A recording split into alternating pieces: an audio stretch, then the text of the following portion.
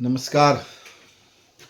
देखिए, ग्रहों को शुभ करने के लिए या जीवन में आपको कम से कम दुख मिले, आपके जो पाप कर्म गत जीवन में हुए हैं आपके हाथों, उसका फल जो है कम से कम मिले। देखिए, कर्म फल को बदला नहीं जा सकता, प्रारब्ध चेंज नहीं होता, कर्म जो है वो वापस आता ही आता है, आप उससे बच नहीं सकते। आप अच्छा कर्म किए हैं तो आपको मिलेगा ही सुख, आप बुरे कर्म किए हैं मिलेगा ही दुख। अब ग्रहों को अधिकार है कि कब वो देंगे सुख देंगे, कब वो दुख देंगे, ये तो भाई उनके विशेष अधिकार में आए हैं। भगवान शिव का आशीर्वाद है उन्हें। और सब ग्रहों का अलग अलग कारकत्व है। दुख देने के लिए शनि है, सुख देने के लिए भौतिक सुख के लिए शुक्र कहा गया है। आध्यात्मिक सुख, आत्मा का ज्ञान, आत्मिक सुख को सूर्य प्रदान कर सकते हैं। मानसिक जो सुख होता है वो चंद्रमा आपको देते हैं, सारे भावनाओं के स्वामी हैं। अब देखिए, आप कर्म जो करते हैं इसे इस तरह से समझिए। कहानी है, आप लोग सभी ने सुना होगा, वो लकड़हारे की कहानी। जो अपना जीवन यापन बहुत सुगमता से कर रहा था, एक कुआं पे पानी पीने के लिए रुकता है, उसका कुल्हाड़ी कुएं में गिर जाता है। काफ़ी विलाप रोता है। वरुण देवता, उस कुएं के देवता जो है, बाहर एक सोने की कुल्हाड़ी लेके आते हैं। पूछते हैं, ये कुल्हाड़ी तुम्हारा है? लकड़हारे ने बोला, नहीं, मेरा नहीं है।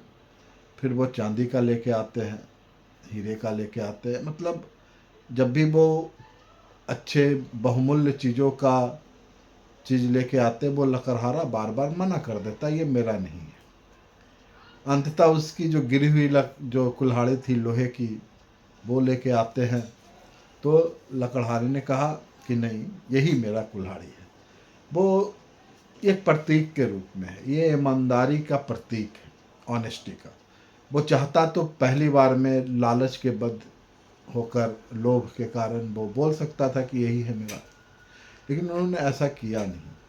उसने अपनी ही कुल्हाड़ी को अपना कहा।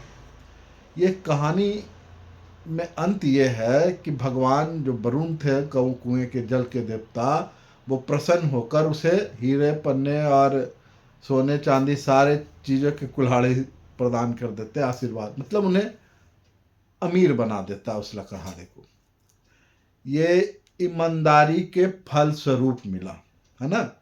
ईमानदारी शब्द, ऑनेस्टी शब्द, ये जो सत्य शब्द है, ये सारा चीज़ सूर्य के मैनिफेस्ट में है, सूर्य के पास है। अगर आप अपने जीवन में ईमान के साथ लाभ कमाते हैं और बेईमानी से लोभ, तो ये मान कर चले कि आपकी ही जीवन अच्छी सिर्फ नहीं होगी, आपकी आने वाले परिवार वंश पीढ़ियों तक सुख मिलते रहेगा।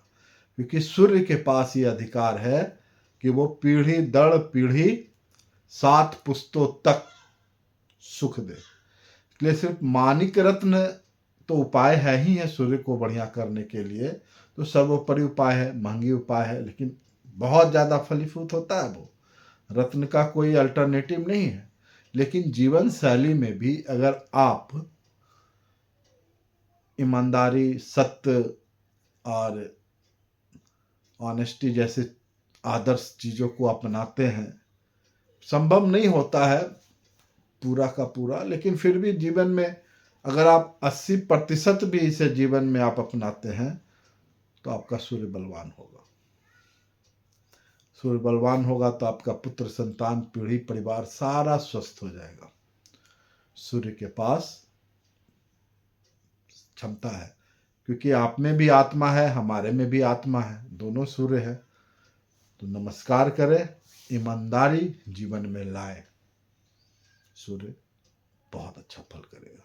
शेष आपकी कुंडली में सूर्य की क्या स्थिति है, आपके बच्चे की कुंडली में क्या स्थिति है, ये तो आपके चार्ट से पता चलेगा, आपकी डिटेल से पता चलेगा। बहुत बहुत धन्यवाद। Thank you.